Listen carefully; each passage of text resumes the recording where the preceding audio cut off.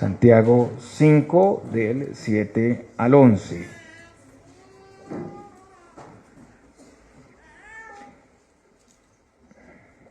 Por tanto, hermanos, tened paciencia hasta la venida del Señor. Mirad cómo el labrador espera el precioso fruto de la tierra, aguardando con paciencia hasta que reciba la lluvia temprana y la tardía. Tened también vosotros paciencia y afirmad vuestros corazones, porque la venida del Señor se acerca. Hermanos, no os quejéis unos contra otros, para que no seáis condenados. He aquí, el juez está delante de la puerta. Hermanos míos, tomad como ejemplo de aflicción y de paciencia a los profetas que hablaron en nombre del Señor. He aquí tenemos por bienaventurados a los que sufren. Habéis oído de la paciencia de Job y habéis visto el fin del Señor, que el Señor es muy misericordioso y compasivo. Oremos. Señor, gracias por tu palabra. Te rogamos, Señor, que podamos atender a ella con gran solicitud, que, Señor, podamos ver con claridad tu plan, tu redención, tu gracia, Señor Dios, en Cristo Jesús.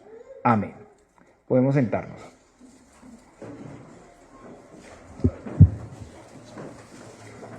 Seguimos exponiendo la palabra de Dios de manera consecutiva y el día de hoy continuamos en el tema que inició Santiago en el capítulo 5.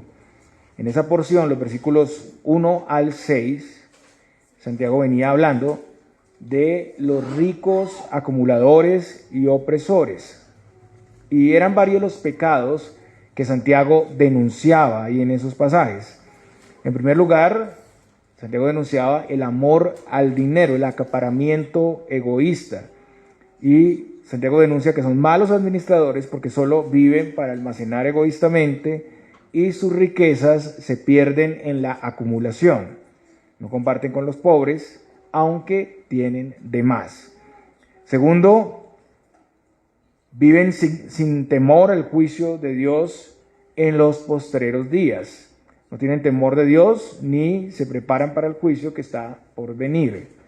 Y tercero, Santiago denunciaba que hacen injusticia contra los más vulnerables, con engaño retrasaban el salario de los jornaleros.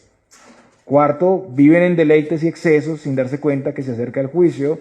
Y quinto, llegaron a condenar y asesinar al justo. Recordemos que estas personas, de alguna manera, estaban asociadas con la iglesia. Y aunque estaban asociadas con la iglesia, aunque de alguna manera profesaban fe en Cristo, atacaban a los pobres. Sus obras no correspondían con su supuesta fe. Como ya vimos, algunas personas en la iglesia habían sido víctimas ya de estos ricos opresores. Y aún así, algunos en parte llegaron a imitarlos en la iglesia.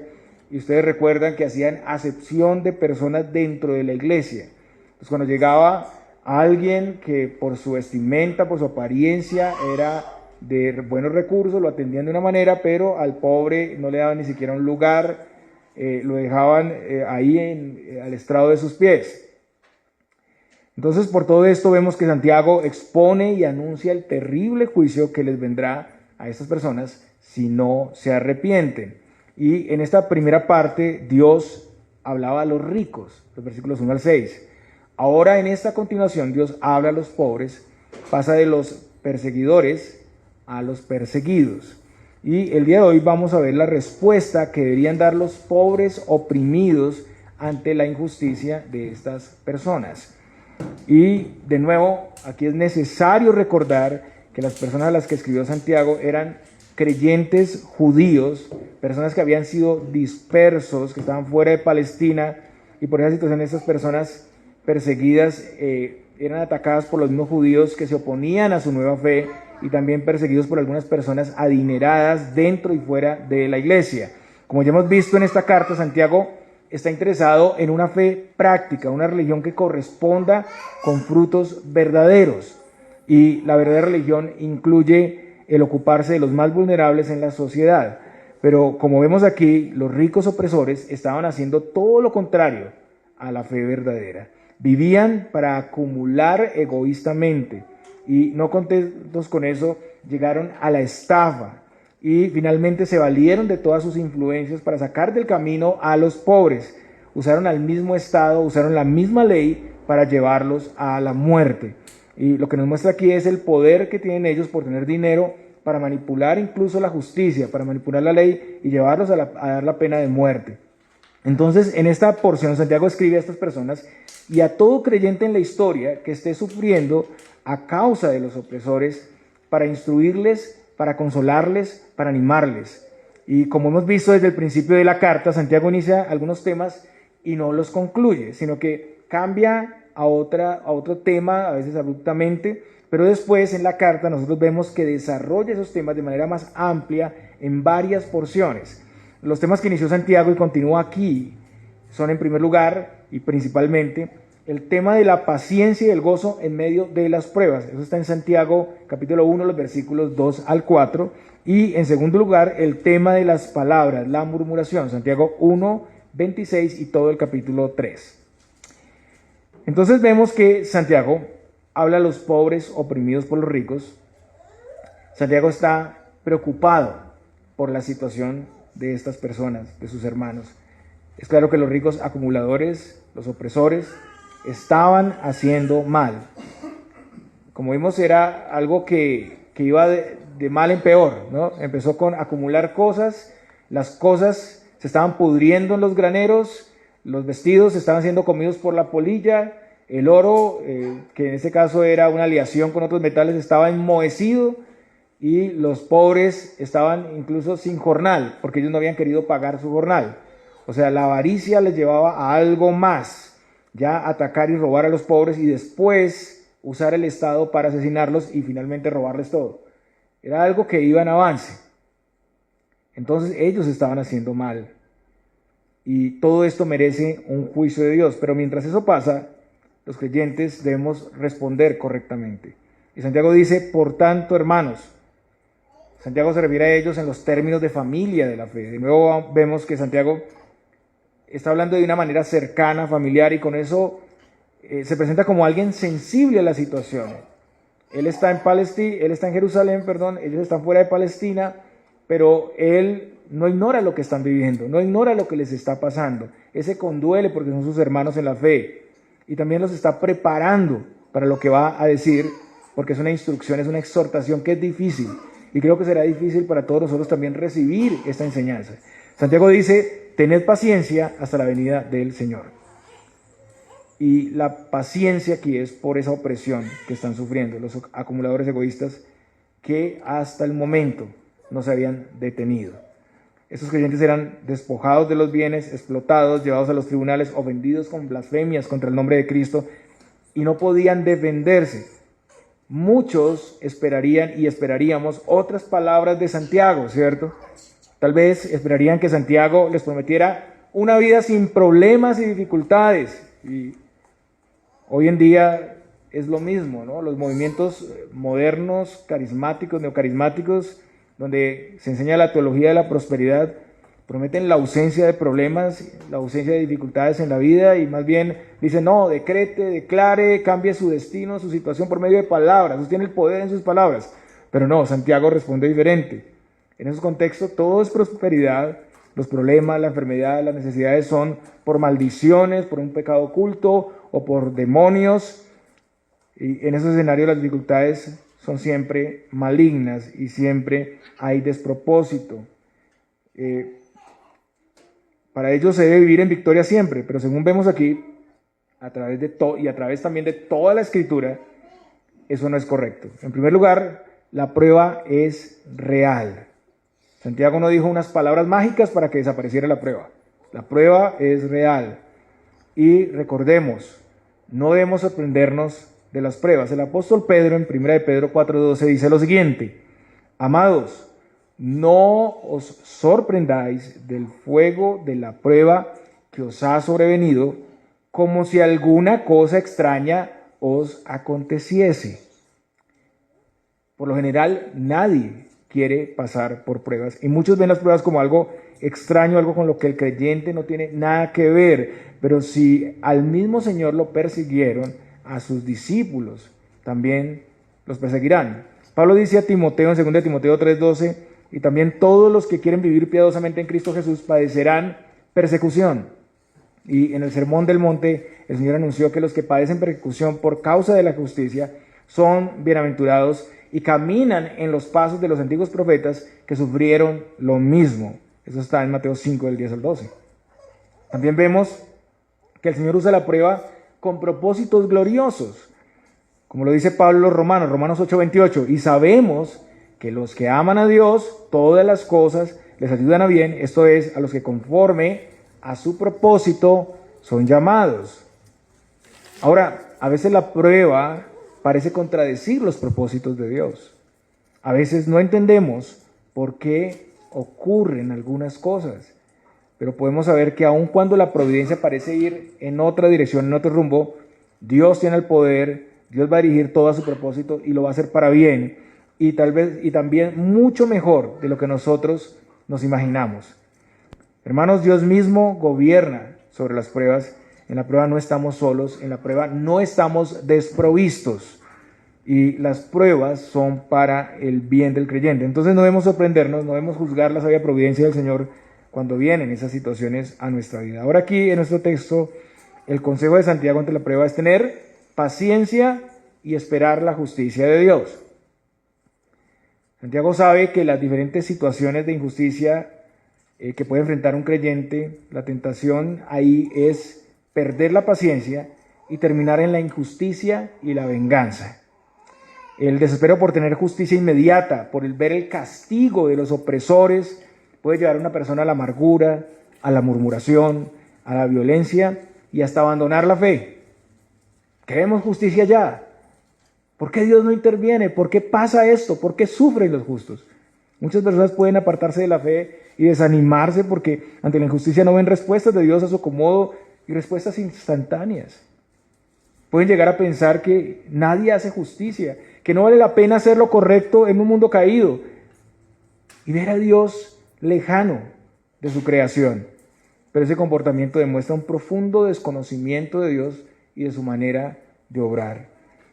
Esta es también una actitud que se puede decir es arrogante y necia. Es una arrogancia parecida a la de los ricos opresores. Estaríamos actuando igual. Entonces, contrario a esto, se nos llama a tener paciencia. La palabra griega para paciencia significa tener espíritu largo, espíritu que aguanta, que tarda en responder. En el castellano es la palabra longanimidad. Longanimidad, según el diccionario, la longanimidad es paciencia prolongada. Es la virtud de mantener la grandeza, constancia y serenidad de ánimo ante las más difíciles adversidades, sufrimientos o las esperas prolongadas. Y como vemos aquí, hace referencia a soportar con paciencia a las personas difíciles. Los ricos opresores los estaban robando, los acusan ante los tribunales, habían asesinado a algunas personas entre ellos y los jornaleros estaban sufriendo verdaderas necesidades, dificultades, dolor. ¿Y qué esperaban los pobres oprimidos? Esperaban que el Señor hiciera justicia, esperaban ser vindicados. Pero como hemos visto y como sabemos, esa justicia no viene de inmediato. No viene de inmediato. Y antes de tomar venganza, deprimirse y apartarse de la fe, se les llama a soportar esas personas difíciles y esperar la venida del Señor. Esperar al justo y santo juicio de Dios, donde todos van a recibir según lo que hicieron en la carne. Soportar con paciencia la injusticia de estos opresores sin vengarse, sin apartarse de la fe. Deuteronomio 32:35, hablando de la venganza, nos muestra que pertenece al Señor. Mía es la venganza y la retribución. A su tiempo su pie resbalará, porque el día de su aflicción está cercano, y lo que les está preparado se apresura. También Romanos 12:19 dice, no os venguéis vosotros mismos, amados míos, sino dejad lugar a la ira de Dios, porque escrito está, mía es la venganza, yo pagaré, dice el Señor.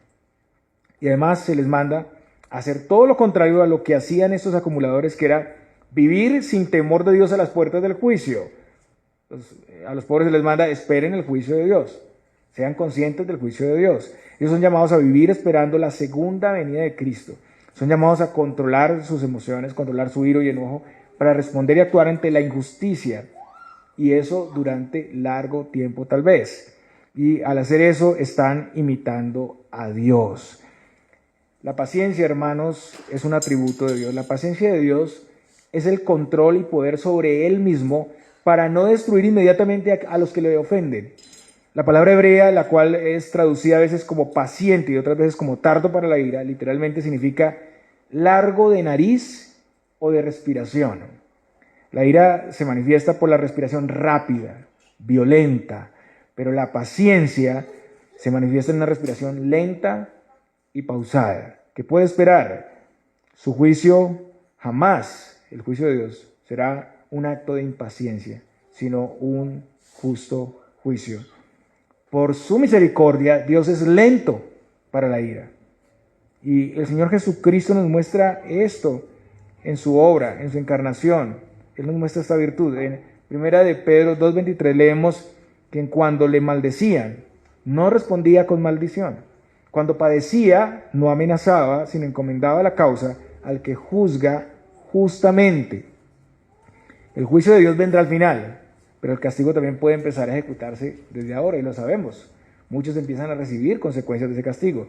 Sin embargo, eso pertenece a la providencia y la voluntad de Dios. Lo que es seguro es que estas personas no iban a escapar del juicio.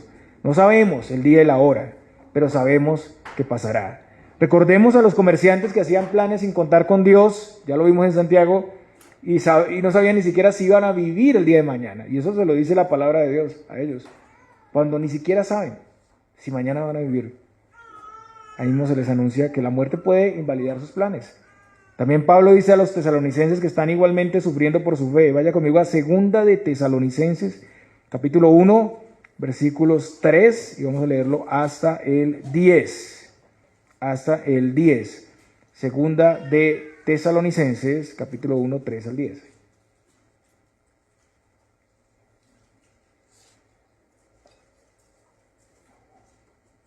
Escuchemos con atención. 2 de Tesalonicenses, capítulo 1, en los versos 3 al 10. Debemos siempre dar gracias a Dios por vosotros, hermanos, como es digno, por cuanto vuestra fe va creciendo, y el amor de todos y cada uno de vosotros abunda para con los demás. Tanto que nosotros mismos nos gloriamos de vosotros en las iglesias de Dios, por vuestra paciencia y fe en todas vuestras persecuciones y tribulaciones que soportáis. Esto es demostración del justo juicio de Dios, para que seáis tenidos por dignos del reino de Dios, por el cual asimismo padecéis. Porque es justo delante de Dios pagar con tribulación a los que os atribulan, y a vosotros que sois atribulados, daros reposo con nosotros cuando se manifieste el Señor Jesús desde el cielo con los ángeles de su poder, en llama de fuego, para dar retribución a los que no conocieron a Dios ni obedecen al Evangelio de nuestro Señor Jesucristo, los cuales sufrirán pena de eterna perdición, excluidos de la presencia del Señor y de la gloria de su poder, cuando venga en aquel día, para ser glorificado en sus santos y ser admirado en todos los que creyeron, por cuanto nuestro testimonio ha sido creído entre vosotros. Aquí vemos claramente que la paciencia y la fe en las tribulaciones son virtudes muy especiales y necesarias en todos los creyentes. Para los creyentes la prueba tiene como propósito la santificación, y esto es para preservación de sus almas, y el destino final es el reposo y la vida eterna. Pero los que atribulan y persiguen al pueblo de Dios no van a escapar del castigo, sufrirán una terrible condenación eterna. Puede ser que hoy todo esté bien para ellos, pero después lamentarán. Y los creyentes, teniendo la esperanza del Señor, tendrán paciencia hasta ese momento. La segunda venida del Señor Jesucristo es un evento muy importante, muy central para todos nosotros y para cada creyente. Será el día cuando todos nuestros enemigos, los enemigos del Señor, sean puestos por estrado de sus pies.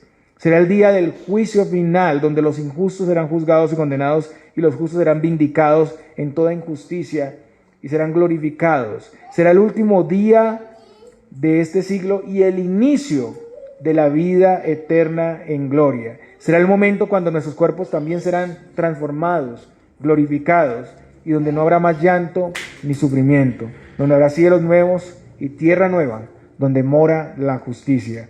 Ese evento siempre será de gran consuelo y de ánimo para todo creyente que está sufriendo. La persecución y la opresión de este mundo no continuará igual. El contraste entre esta vida y la venidera es enorme, hermanos. Pablo dijo a los romanos: pues tengo por cierto que las aflicciones del tiempo presente no son comparables con la gloria venidera que en nosotros ha de manifestarse. También dijo a los corintios, en 2 Corintios 4:17, porque esta leve tribulación momentánea produce en nosotros un cada vez más excelente y eterno peso de gloria. Entonces estamos llamados a tener paciencia con las personas que nos oprimen, personas que verdaderamente oprimen al pueblo de Dios con injusticia, pero estamos llamados a esperar del Señor la justicia que se manifestará en el día de su venida. Y para ejemplificar mejor la paciencia, Santiago usa el ejemplo del labrador. Eso está en el versículo 7. Mirad cómo el labrador espera el precioso fruto de la tierra, aguardando con paciencia hasta que reciba la lluvia temprana y la tardía. Y este es un escenario de Palestina, específicamente Jerusalén, el lugar donde vive Santiago. El labrador que ha sembrado la semilla, posiblemente eran higueras, olivos o uvas, conoce muy bien las condiciones climáticas de este lugar, cómo esas condiciones también afectan la siembra y la cosecha. El labrador planta y espera, él sabe que el fruto no va a aparecer al día siguiente. Sabe que sin contar con los tiempos de lluvia propicio, la lluvia de otoño y primavera, las plantas no van a poder crecer saludables. La lluvia temprana en Palestina llega en la época de siembra, en el otoño, en octubre y noviembre, y las lluvias tardías antes del tiempo de la cosecha, marzo y abril. Entonces el labrador podía estudiar los tiempos, anticipar las lluvias, esperar el fruto, pero nada podía controlar de estas cosas. Debía anticiparlo con fe, cumplir su responsabilidad en el cultivo y esperar. No puede acelerar la productividad. No siembra una planta y espera el otro día que esté llena de frutos. No puede evitar o cambiar las diferentes circunstancias climáticas. Y esos cultivos son importantes para el agricultor porque de eso depende su alimentación, su vida. Y Santiago está aplicando eso a nosotros los creyentes. ¿Qué debemos hacer y por qué? Mientras esperamos. Santiago 5:8. Tened también vosotros paciencia y afirmad vuestros corazones, porque la venida del Señor se acerca. Entonces, como el labrador, nosotros esperamos con paciencia y afirmamos los corazones en la verdad. Es lo único que podemos hacer, esperar y afirmar los corazones. Primero, esperar con paciencia. Lo que esperamos es la venida de Cristo y su juicio sobre los opresores y los perseguidores de su pueblo, y nuestra vindicación. Así como el cultivo no puede crecer y dar fruto instantáneo, sino que es necesario esperar los tiempos de crecimiento, las lluvias, así que debe esperar el día final, el día de la segunda venida. ¿Cómo lo hacemos? Ante la injusticia oramos al Señor, rogamos por el día de su venida, rogamos por su protección y provisión constante y descansamos en su voluntad. En 1 Pedro 5:7 dice: echando toda vuestra ansiedad sobre Él, porque Él tiene cuidado de vosotros. También más adelante Santiago, en capítulo 5, versículo 13, dice: ¿está alguno entre vosotros afligido? Haga oración. ¿Y qué hacemos mientras regresa el Señor para mantener esa paciencia? Dice aquí: afirmamos nuestros corazones, ¿no? Esto en el original significa asegurar, establecer, confirmar. Es decir, trabajamos en nuestro ser completo para ser fortalecidos en la fe y en las promesas de Dios. Nos aseguramos constantemente de seguir en el camino correcto. Y al igual que la lluvia temprana y tardía que alimenta y fortalece el cultivo, así nosotros somos fortalecidos para permanecer y seguir firmes y pacientes. Dios es el que fortalece, el que edifica en medio de las pruebas, y esto concluirá en una gran cosecha para Él. Somos edificados en su palabra, la estudiamos constantemente, sus promesas, en todos los demás medios que Él ha dado, como la oración, los sacramentos, la iglesia, mientras esperamos al Señor. Así somos edificados. Y la razón de vivir de esta manera es porque la venida del Señor se acerca. Los creyentes debemos vivir siempre a la luz de la segunda venida de Cristo, a portas de la eternidad. Pablo dijo a los romanos en Romanos 13, 11 al 12, y esto conociendo el tiempo, que es ya hora de levantarnos del sueño, porque ahora está más cerca de nosotros nuestra salvación que cuando creímos. La noche está avanzada y se acerca el día. Desechemos pues las obras de las tinieblas y vistámonos las armas de la luz. Y esto se escribió hace 2000 años, hermanos. Y ellos decían, la venida del Señor está cerca. Es como una noche con todas sus vigilias, como los trabajadores nocturnos lo hacían, y al amanecer viene el Señor. Estamos en esa noche, estamos en ese tiempo. Ese es nuestro peregrinaje. Pedro también dijo en 1 Pedro 4:7, mas el fin de todas las cosas se acerca. Sed pues sobrios y velad en oración. Y también el Señor Jesucristo al final, en el último libro de la Biblia, Apocalipsis 22:20, dice, el que da testimonio de estas cosas dice, ciertamente vengo en breve. Amén, sí, ven, Señor Jesús, en breve. Hermanos, esta no es solo la conducta que debemos tener ante la persecución, sino que es la manera en que debemos vivir la vida cristiana. Vivir esperando y preparándonos para ese día glorioso en que nuestro Señor vendrá por segunda vez. Y cuando el Señor va a derrotar finalmente a todos nuestros enemigos, viviendo así con esta esperanza, pase lo que pase, estaremos en victoria, porque con Cristo la victoria ya está asegurada. Ahora, ¿qué no deberíamos hacer? Ya dijimos lo que deberíamos hacer, pero ¿qué no deberíamos hacer contra los injustos mientras esperamos la venida del Señor? Santiago responde que mientras esperamos no deberíamos quejarnos o juzgar anticipadamente. Mire lo que dice Santiago 5:9. Hermanos, no os quejéis unos contra otros para que no seáis condenados. He aquí el juez está delante de la puerta. Otra vez Santiago se acerca a ellos recordándoles su relación de hermandad y para mostrarles de las tentaciones más comunes entre los que padecen opresión. Y una de esas tentaciones es la murmuración o la queja. Y esta es una práctica que muchos han santificado o hemos santificado. Siendo la parte inocente, oprimida, pensamos que tenemos derecho a ser jueces. O sea, hablar a otros de los jefes injustos, opresivos, que nos agravian, pero condenándoles instantáneamente. Muchas veces pasa que ante las injusticias, que son verdaderas, la primera reacción es hablar con otros de la frustración y el enojo que tenemos. Y en esos casos sabemos que no podemos hacer nada realmente, pero en cierta medida nos damos un respiro exponiendo la maldad de esas personas y en parte nos sentimos satisfechos y ventilamos los pecados de esas personas. Podemos incluso airarnos con otros que son menos perseguidos que nosotros y vivir en un estado de amargura y resentimiento. Y no se trata de dejar de denunciar el delito. Hay injusticia entre nosotros y ocurre. Y podemos denunciarlo, podemos acudir a la ley. Pablo lo hizo, ¿no? Pablo apeló a César y fue llevado a Roma, ustedes lo saben. Pero es el pecado de murmurar, quejarse poniéndose en el lugar de jueces para condenar. Queremos anticipar o tomar por nosotros el juicio que solo le pertenece a Dios y aunque es una verdadera injusticia y los opresores de los pobres merecen un castigo, Santiago nos enseña que no deberíamos hablar de ellos en esos términos de juicio. Eso sería ponerse en el lugar del juez contra los opresores. Recordemos las palabras de Santiago hablando de la lengua en Santiago 3 del 9 al 10. Con ella bendecimos al Dios y Padre y con ella maldecimos a los hombres que están hechos a la semejanza de Dios. De una misma boca proceden bendición y maldición. Hermanos míos, esto no debe ser así. Y también en Santiago 4:11 leemos, hermanos, no murmuréis los unos de los otros. El que murmura del hermano y juzga a su hermano, murmura de la ley y juzga la ley. Pero si tú juzgas a la ley, no eres hacedor de la ley, sino juez. El versículo 12 dice, uno solo es el dador de la ley que puede salvar y perder, pero tú, ¿quién eres para que juzgues a otro? Entonces en todo esto somos responsables, hermanos, y vamos a dar cuenta. Solo a Dios le corresponde el juicio, solo Él puede hacer verdadera justicia. Entonces, quienes actúen así caen en pecado y son responsables ante el Señor. Pablo dice a los filipenses en Filipenses 2 del 14 al 16, haced todo sin murmuraciones y contiendas, para que seáis irreprensibles y sencillos, hijos de Dios sin mancha en medio de una generación maligna y perversa, en medio de la cual resplandecéis como luminares en el mundo.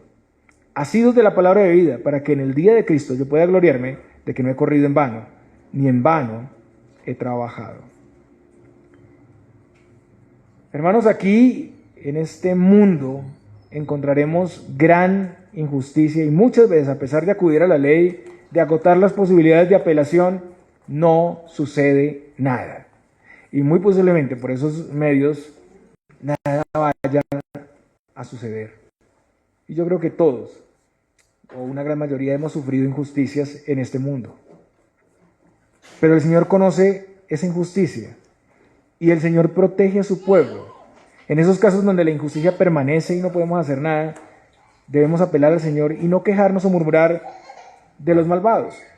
Esa actitud expresa una confianza y expresa también fe y esperanza. Esa actitud expresa piedad. Usemos bien nuestras palabras, no para quejarnos de otros como si fuéramos huérfanos indefensos, no para enjuiciar a otros por sus maldades como si fuéramos perfectos y jueces, o por conmiseración como si fuéramos miserables y sin esperanza. Nada de eso somos.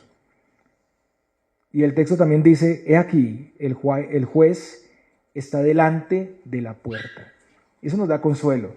Aquí vemos que el Señor como juez no está lejos, apartado, distante de lo que pasa en el mundo, sino cerca del pueblo de Dios y atento a esas actitudes. El Señor está a puertas de entrar al día del juicio, está en la antesala del juicio. El Señor quiere que dejemos todas esas actitudes, esas situaciones, en las manos de Él y confiemos en la justicia que Él traerá.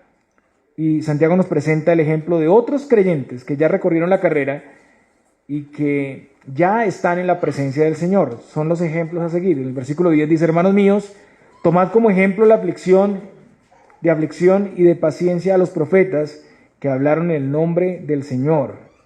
Otra vez Santiago los llama hermanos y ahora les da el ejemplo de los profetas que sufrieron pacientemente en el Antiguo Testamento. Estas personas, siendo judíos, pues reconocían estos ejemplos, conocían muy bien el Antiguo Testamento. Podemos recordar aquí algunos de estos siervos, ¿no? Hay muchos que sufrieron por causa de la justicia.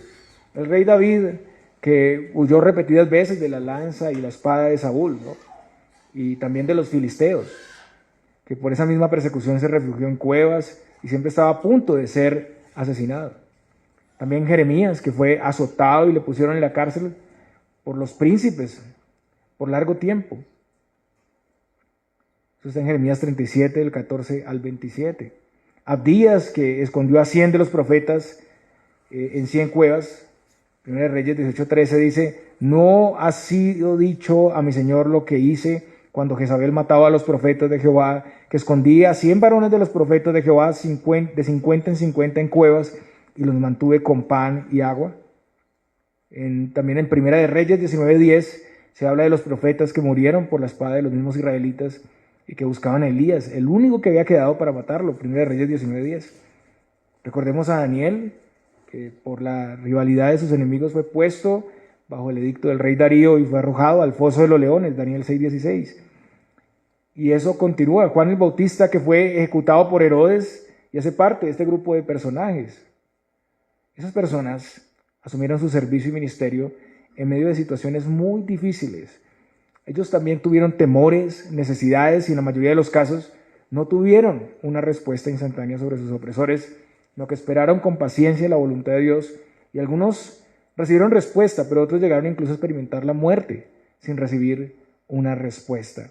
Y en estos casos vemos cómo el Señor se encargó de sus enemigos y el plan de Dios continuó. Ellos fueron vindicados por su fe y sus obras justas y ellos están en la presencia del Señor. Y vemos de nuevo aquí en el versículo 10 que Santiago usa esa misma palabra griega para paciencia. Ellos tuvieron paciencia, tuvieron espíritu largo, que aguanta, que tarda en responder. Esas personas soportaron pacientemente la opresión y el sufrimiento de otros sin vengarse y seguían haciendo su labor de profetas.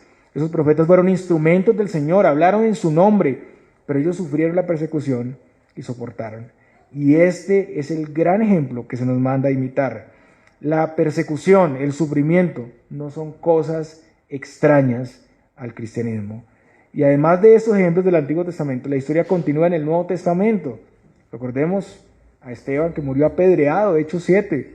Recordemos a Jacobo en Hechos capítulo 12, que fue asesinado a espada por Herodes.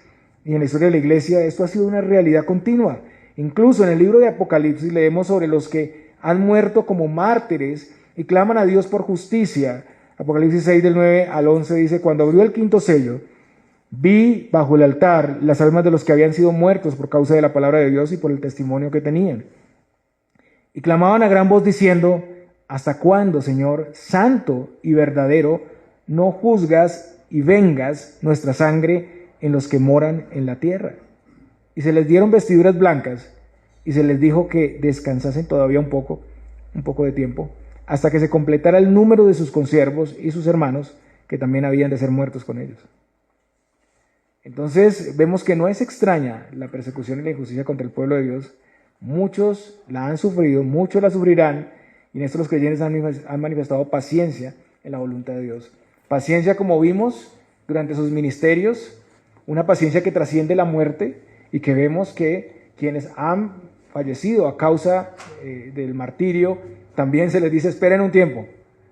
La paciencia es algo que debemos ejercer, hermanos. El versículo 11 dice, he aquí tenemos por bienaventurados a los que sufren. Y esto tiene relación con el sermón del monte, en Mateo 5, del 11 al 12. Bienaventurados sois cuando por mi causa os vituperen y os persigan, y digan toda clase de mal contra vosotros mintiendo.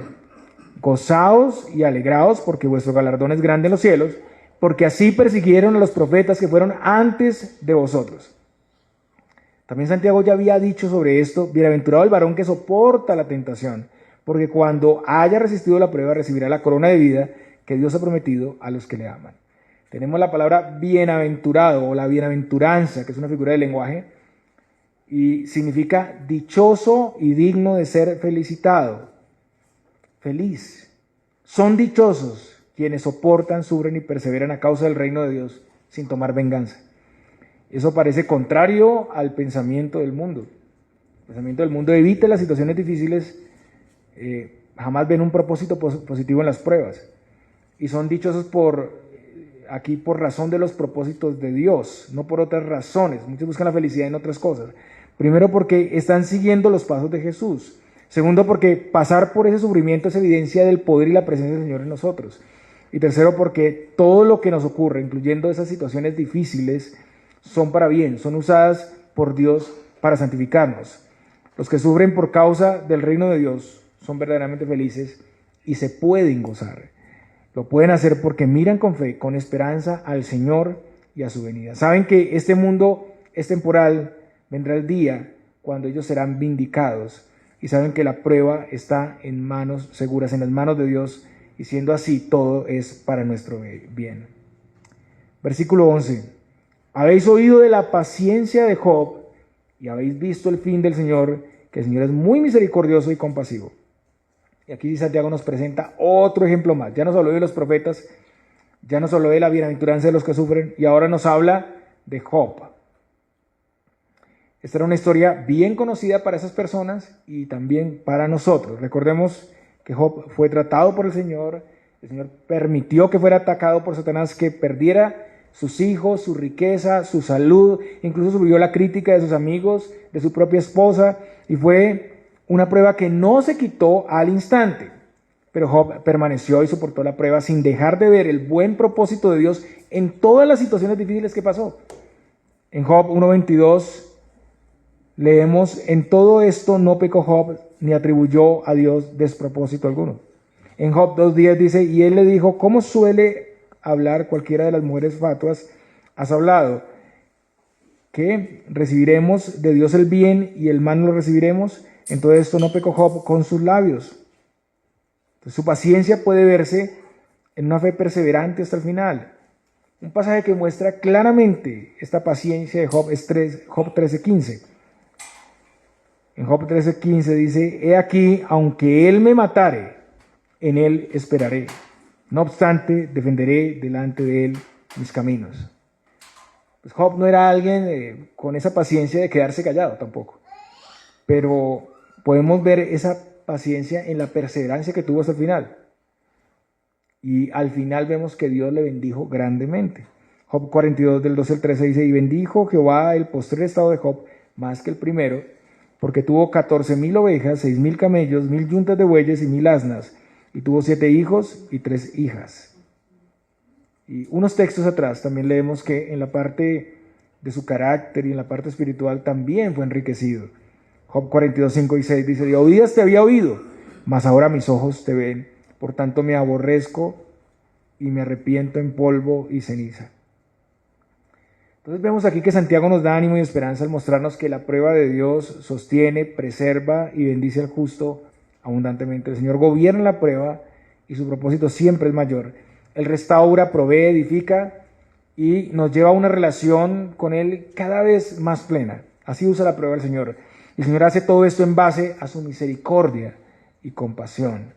Y esto hace referencia a Éxodo 34, 6, donde dice que Jehová fuerte, misericordioso y piadoso, tardo para la ira y grande en misericordia y verdad. Y eso también se replica en los Salmos 86, 15. Mas tú, Señor, Dios misericordioso y clemente, lento para la ira y grande en misericordia y verdad. Dios se compadece atendiendo y ayudando a los que están en aflicción. Por su misericordia, Dios tiene esta paciencia para tratar pacientemente con su pueblo, para santificarlos y esperar buenos frutos. Esa misericordia y compasión viene de la obra de Cristo. Por la obra de Cristo ahora estamos en una relación de hijos. Entonces podemos tener la seguridad que Dios nos escucha, que Dios nos ayuda en medio de todas las pruebas. En Mateo 7, 8 al 9, o hasta el versículo 11, leemos lo siguiente: porque todo aquel que pide, recibe, y el que busca, halla, y al que llama, se le abrirá. ¿Qué hombre hay de vosotros que si su hijo le pide pan, le dará una piedra? ¿O si le pide un pescado, le dará una serpiente? Pues si vosotros, siendo malos, sabéis dar buenas dádivas a vuestros hijos, ¿cuánto más vuestro Padre que está en los cielos dará buenas cosas a los que le pidan? Eso nos muestra que en la prueba, por más difícil que sea, nunca estamos solos. El Señor está con nosotros y Él, en su gran compasión y misericordia, nos guarda y nos bendecirá. Entonces, hermanos, ante la opresión de los injustos, ante las diferentes providencias difíciles que puedan venir en este mundo, que puedan prolongarse, sabemos que el Señor está gobernando y el Señor está cuidando de nosotros. Tal vez en este momento alguno aquí o a la distancia que nos esté viendo por internet, por Facebook, esté pasando por una situación similar y se sienta frustrado, desesperado, desanimado ante la injusticia y la maldad de los más poderosos sin poder hacer nada. Hay países enteros así, hermanos. Incluso algunos, como en el caso de los oyentes de Santiago, están bajo la opresión de alguien que se dice ser cristiano. Eso es peor todavía. Y es posible que esté sentado a pensar que está ganando la injusticia, que está ganando la maldad y que no vale la pena ser honestos, que no vale la pena ser justos. Y estás a punto de botar la toalla, como decimos a veces. Y la paciencia o el silencio de Dios, pues no debería interpretarse aquí como ausencia de Dios. Los malvados ven esto como una razón para seguir haciendo maldad. Ven que no pasa nada, no les cayó un rayo, entonces siguen haciendo lo malo. Pero los justos pueden ser tentados también al desánimo, a la amargura, a la murmuración, a la venganza. Y eso es ignorancia del ser de Dios, de su plan, de sus propósitos. Pero nosotros conocemos que el Señor gobierna sobre todas las cosas. Él hace justicia. Él responderá en su sabiduría y responderá a su tiempo, pero responderá. Mientras eso pasa, se nos llama a poner la mira en la victoria del Señor, en su segunda venida, donde Él traerá esa justicia plena, esa justicia permanente. A tener paciencia, una paciencia perseverante, prolongada ante las personas y las circunstancias difíciles. A afirmar nuestros corazones, no quejarnos, no murmurar haciéndonos jueces. A recordar los buenos ejemplos del pasado, con los que tenemos en común el sufrimiento por causa del reino. El sufrimiento no es algo extraño. No es algo que no tenga nada que ver con los cristianos, ha pasado en todo el tiempo. No nos dejemos engañar de este mundo y de la cosmovisión, de la teología de la prosperidad, porque eso es falso, eso es otro evangelio. A gozarnos en los propósitos de Dios en relación a la prueba, a recordar que en la prueba no estamos solos, Dios sostiene, preserva, bendice y bendice al justo abundantemente. Dios puede restaurar toda situación, por difícil que parezca. Y estamos llamados a recordar que nadie ha tenido más paciencia ni sufrido tanto como nuestro Señor Jesucristo. Nosotros éramos injustos, enemigos, y por la obra de Cristo, en su compasión y misericordia, el Señor no ejecutó su ira sobre nosotros. Él no nos pagó conforme a nuestros pecados, sino que Cristo llevó nuestra sentencia y por su gracia fuimos declarados justos. Su paciencia fue inmensa al llevar nuestras culpas. En el mismo sacrificio, Él no profirió ninguna palabra contra sus ofensores. Isaías dice, angustiado Él y afligido, no abrió su boca. Como cordero fue llevado al matadero, y como oveja delante de sus trasquiladores enmudeció, y no abrió su boca. Él fue burlado, rechazado, golpeado, escupido, expuesto a la peor tortura, pero no atacó a sus enemigos, sino que más bien pidió perdón al Padre. Perdónalos porque no saben lo que hacen. Él tuvo una infinita y perfecta paciencia y sufrió en silencio por amor a nosotros. Y aún en este tiempo, la paciencia de Dios espera para que el número de sus elegidos sea alcanzado. Dios es sumamente paciente.